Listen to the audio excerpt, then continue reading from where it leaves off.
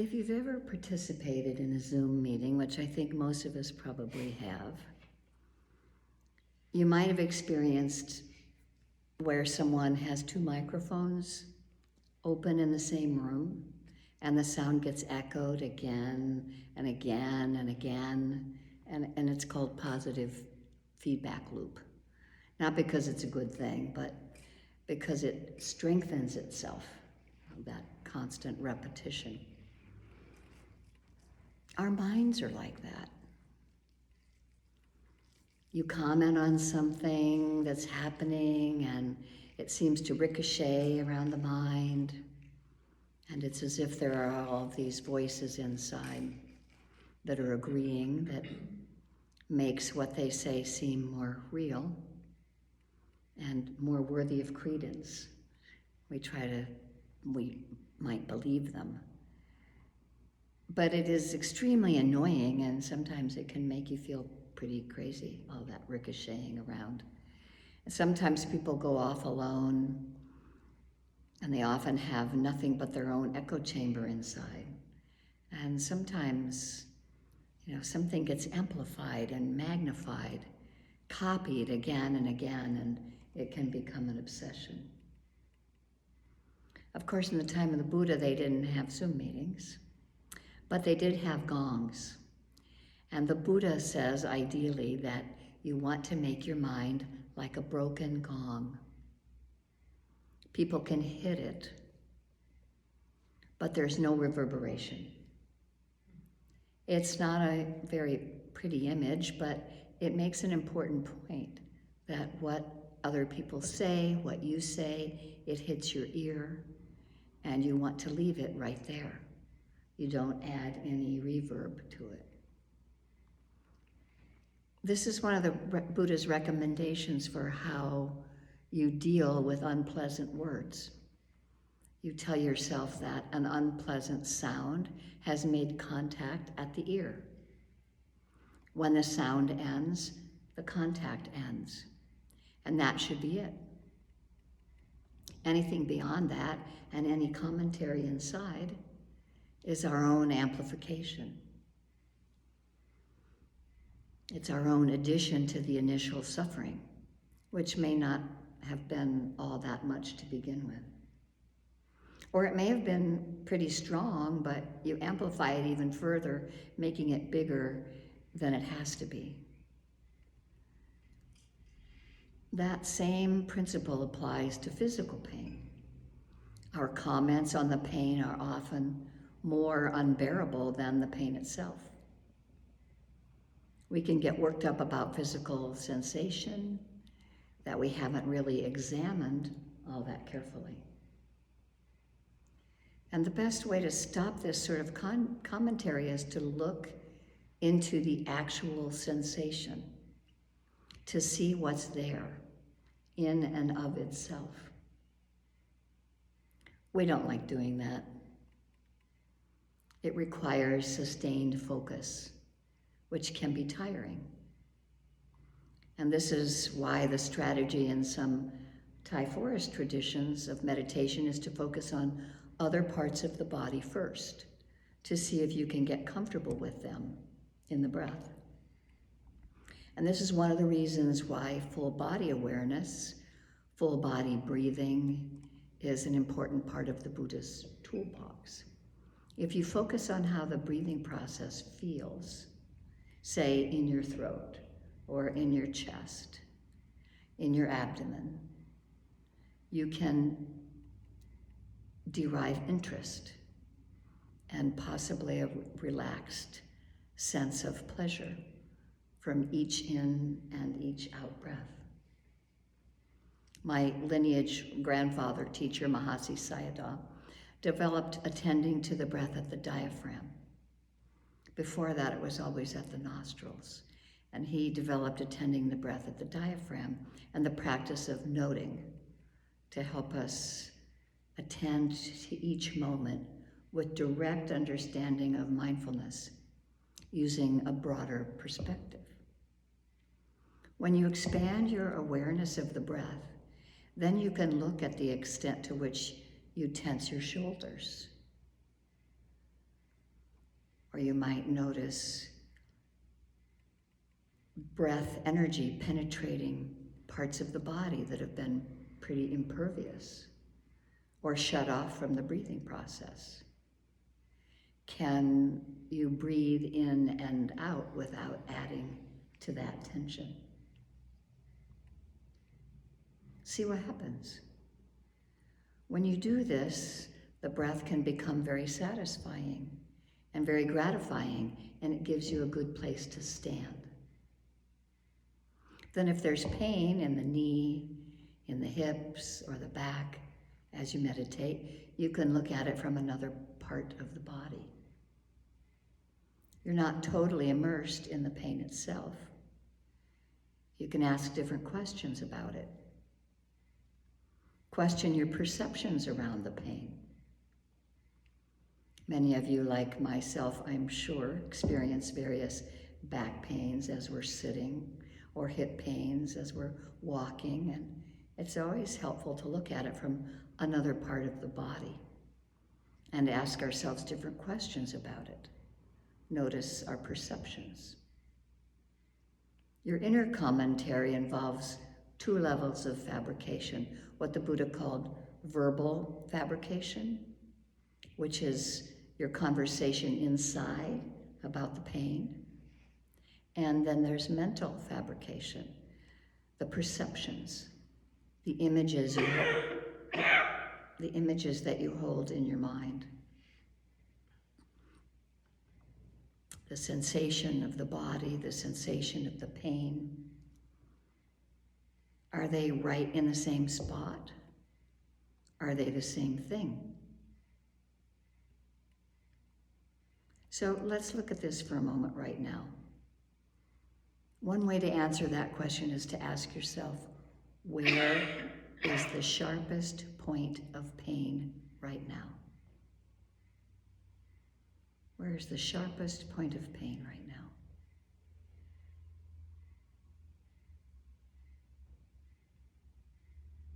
Do you notice that as soon as you focus on it, it moves? It goes somewhere else? So you follow it. You keep this up for a while and there will be a sense that the pain and the body separate out from each other, like cream separating from milk. I hate to say it, but back in the old days, when they didn't have homogenized milk, which I don't exactly remember, however, my mother tells me about it, because the milkman would come and put milk on the doorstep. And it was the glass jars with the little tops on it. And actually, my sister collected all of those tops. There was a contest. My sister collected all of those tops, and she won our first television.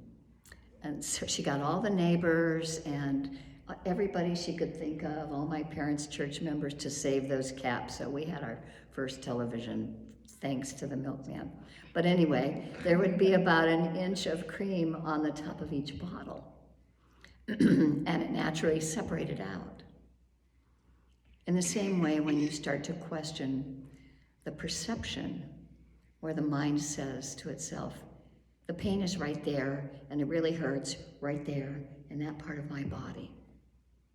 We can question it.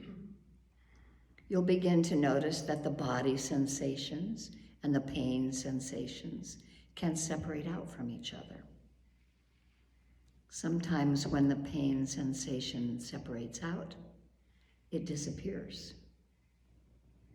Sometimes I have this strange sense that when it separates out from the body, it can slip into my heart and it disappears there.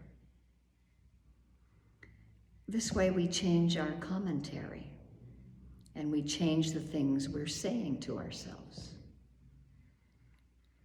And we learn how to say healthier things. Then when we can take this skill and apply it to other parts of our life as well, it becomes useful all around. If you find you're driving yourself crazy over some incident in your family life, at work or whatever, and it echoes and echoes and echoes and echoes in the mind, you can question it. What actually happened? And where right now is the sensation of that event? It's at the contact of the mind now. But why does it have to contact the mind? When the incident happened a long time ago. Or even if it's happening right now, why do we have to comment on it in a way that stabs the mind and drives us crazy? We have the choice. This is one of the reasons why the Buddha taught the Dhamma to begin with. People were suffering, and they didn't see that they had any choice in the matter. They felt that they just had to suffer to put up with it as a part of life. You hear this now and again, and even in Buddhist circles. Aging is a part of life, so we have to learn how to accept it. Death is a part of life, so we have to learn how to accept that. Well, yes, we accept the fact that this happens, but we don't have to accept the fact that we're going to suffer from it. The strange thing is when we begin to learn how not to suffer from it right now, we're creating the conditions where we won't have to experience it at all, sometimes, and sometime in the future. We're creating a healthy mind stream. So it's possible to find the deathless, it's possible to find Nibbana inside when we question the way we put things together right now. If we remember that the present moment is a construct, there's the raw material that comes in from our past karma. What just happened a minute ago is our past karma. The raw material coming in to our minds comes from our past karma. And sights, sound, smells, tastes, touching, tactile sensations that come our way, any ideas that come popping into the mind, they're all the results of previous karma. They just happened. They're all the results of previous karma. So even if, just from a moment ago, the Buddha talks about seeing it that way. But past karma isn't everything. How you put it together right now in the present is important. So, in fact, that's what makes the difference between whether we're going to suffer from past karma or not. It's like going into your kitchen. You open your refrigerator and there's nothing there but raw eggs. If you weren't looking forward to having eggs today, but that's what you've got, so that's what you'll eat. Still, you don't have to eat them raw. You can cook them, you can do all kinds of things with them, you can boil them, you can fry them, you can steam them, you can scramble them. So there are all these potentials that are coming from the past, and what matters is what we do with them in terms of how we breathe, how we talk to ourselves, and the images we hold in mind. So I suggest learn how to question the way you talk to yourself and the images that you hold in mind. Question even the way that you breathe. We're told again and again when you're doing breath meditation to let the breath do its own thing. Observe it and don't try to control it. We also have the opportunity to make it really pleasant. And the Buddha encourages us in some of the teachings to do that. What he said in the Anapanasati Sutta, you train yourself to breathe in and you train yourself to breathe out, sensitive to pleasure. Breathing in and out, sensitive to rapture. Pleasure and rapture are some of the higher states that can be reached through the jhanas, which is a way of engaging in the breathing to help the mind become more blissful, more rapturous. And so it's got that potential. We have that potential. There are lots of different potentials there, like all those kinds of eggs. We can talk to ourselves in ways that increase our suffering or decrease our suffering. Why choose to increase it when you have the other opportunity? The perceptions we hold in our minds, we can also change as well. That's when we can begin to see what unskillful thoughts and actions might be arising, and we can let them go and incline the heart and mind toward the more skillful, more healthy mind states for ourselves. And so we realize that we have this power and view the Buddha's teachings basically as advice in all these levels of fabrication, all these things that we're making up as we notice from our past karma that's arising every moment. And so we can learn how to breathe in a new way. There's talking to ourselves in a new way. So there's both the verbal and the mental way of approaching ourselves. We can ask new questions. You might have noticed, if you've read very much of the Buddha's teachings, that the Buddha made a science of questions. He divided questions into 4 types. The questions that deserve categorical responses, those that had to be reanalyzed before he could answer them, and those where you question the questioner before you answer them. Sometimes when you read, you see how many times he asked questions of the questioner before he answered the questions. And then there were those where you put the question aside because it wasn't worth answering. And actually, always interesting to me, one of those questions was the question that people always seem to ask about, the meaning of life or the meaning of the universe. Or, there are lots of times where he suggests that you just put it aside, or he very skillfully didn't answer the question.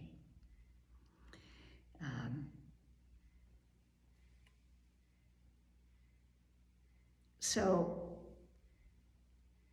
they always apply to what the mind says inside itself, the questions it raises, the way it looks at things. The categories don't apply just to questions coming from other people. It applies to what the mind says to us inside ourselves. So when a question comes up in your mind, you can ask yourself, which category does it belong to? Does it really deserve an answer? Is the answer something that's going to apply only to specific incidents? Or is it a general principle that's true across the board? So there are lots of ways to get ourselves into trouble by holding on to something that was true for one set of circumstances and then automatically applying it to something else where it doesn't really fit. So if we learn new questions, we can question the way that we talk to ourselves. We can question our mental fabrications, the way that we place perceptions on things. So I suggest we take some of the Buddha's recommendations and try them on for size. Of just because a question comes up in our mind, we can determine, is this worth answering? Is it a category that applies to just one thing happening? Is it a general principle that's true across the board? And we might notice that we are applying past incident circumstances to something that isn't the same anymore. So we can question how we talk to ourselves. We can question our mental fabrications and the way that we put perception on things. This way we find out that in the present moment there's the potential to suffer, but there's also a potential not to suffer. We're working on the skill of how not to suffer no matter what happens. That's our gift from the Buddha. So we don't want to leave it on the shelf. We want to take it down and put it to use, because really noticing how our perceptions affect things, even if we just take on a different way of breathing, we can look at something that's happening in the mind or something that is happening in the body from another place in the body, which is how sometimes when we put our attention on the breath, there might be pain somewhere in the body or the hip or the knee or someplace, and we go investigate it gently, but then we can pull back and find ourselves in a different part of the body to look at it. So we aren't diving into it, but we are exposing it gently. And we might see then that whatever we thought was permanent is not permanent anymore, because we're really present with seeing the arising and dissolving of it.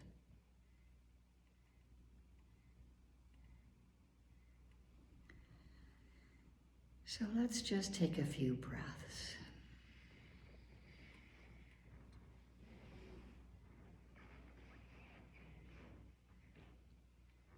And sitting quietly for a moment and letting those words settle down.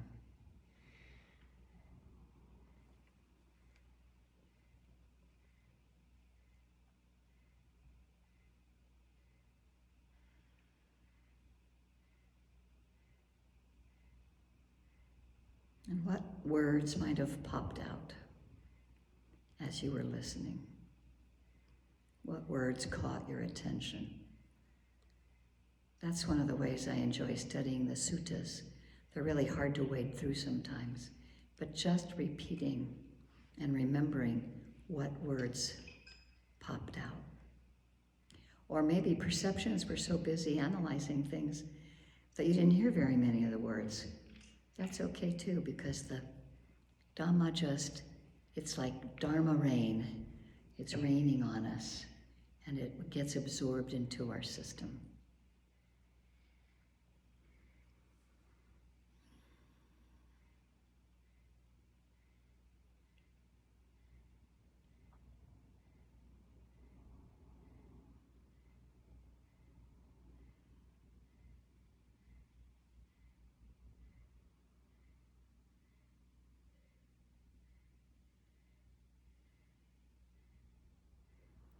To put it into the words of one of my primary teachers, Sayadaw U Tejaniya, nobody outside of this mind can upset it,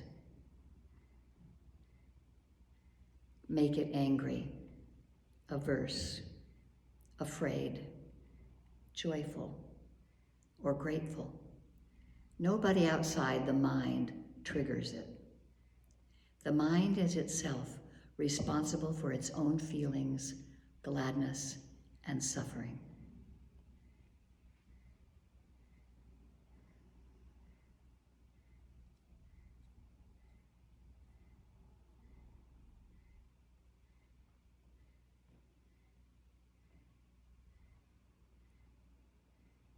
So I might ask you, since we're doing this in the present moment, to just notice as you're sitting, if you can separate the verbal fabrication, that conversation that we have inside about whatever it is. Maybe it's pain in the body, maybe it's something pleasurable. There's that verbal fabrication that goes on. And then there's mental fabrication, the perceptions the images that you hold in mind around whatever might be the pain or the pleasure that's happening in this very moment.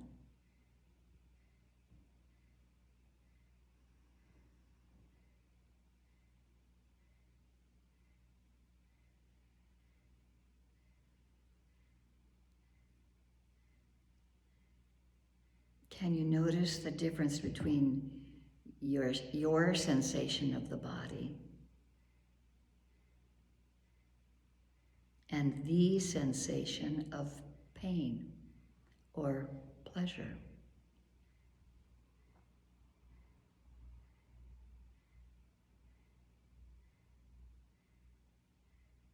Are they in the same spot?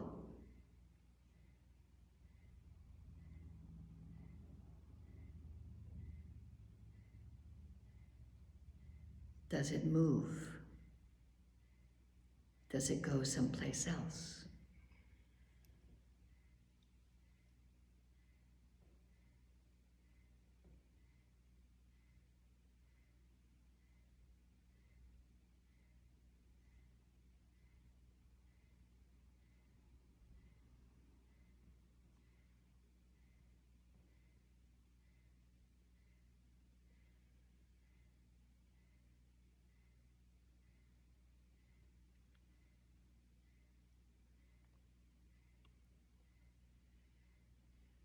Does what we are naming and calling pain or pleasure, or maybe we can't tell, that's that state of delusion, of confusion, where we can't really see the pleasure or the pain clearly.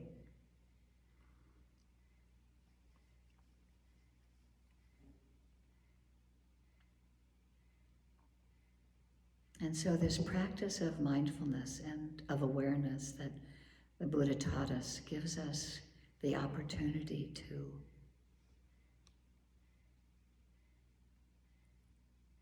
be present and curious about what is in this present moment, not based on something that we thought about in the past. I can say this wholeheartedly about what I label as pain in my hip, but it's a perception that I've labeled to it, and it has a strong hold in my definition of things in my mind. But when I actually put my awareness there, the sensation itself moves, isn't solid, has different textures. And we can do that with whatever comes up in the mind, even if it's a pleasant sensation.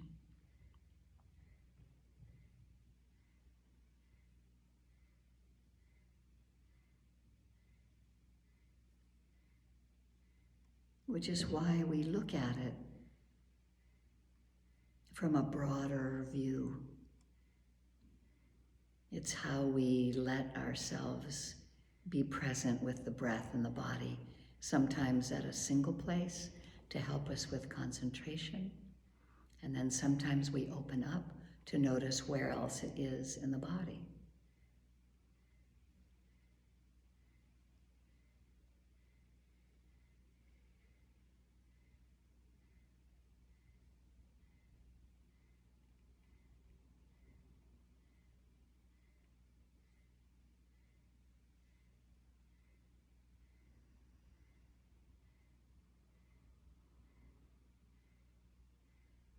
Sometimes if we're tired or unaware of what's happening,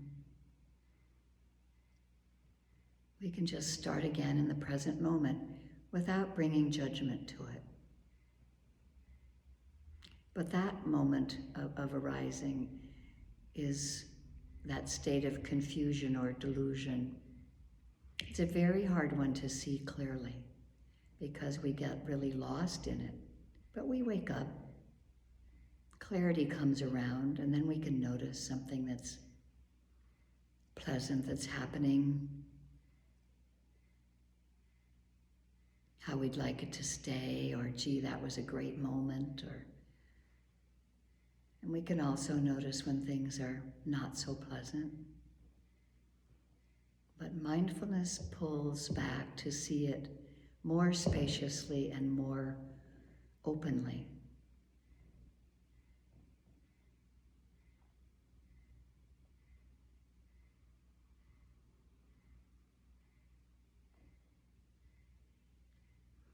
Nobody outside of this mind can upset it,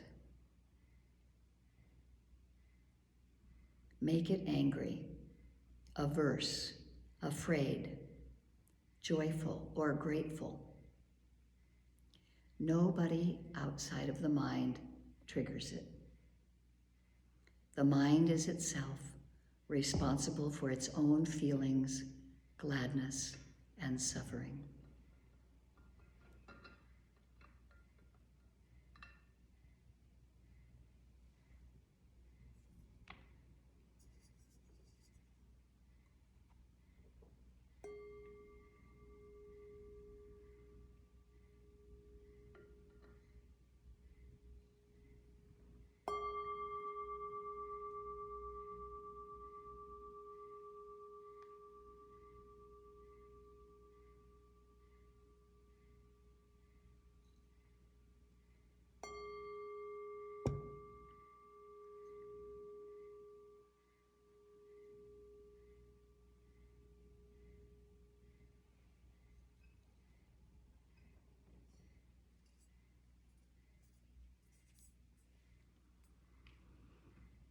Thank you for listening to the Dhamma. May it wash through you like Dharma rain. I was going to take this time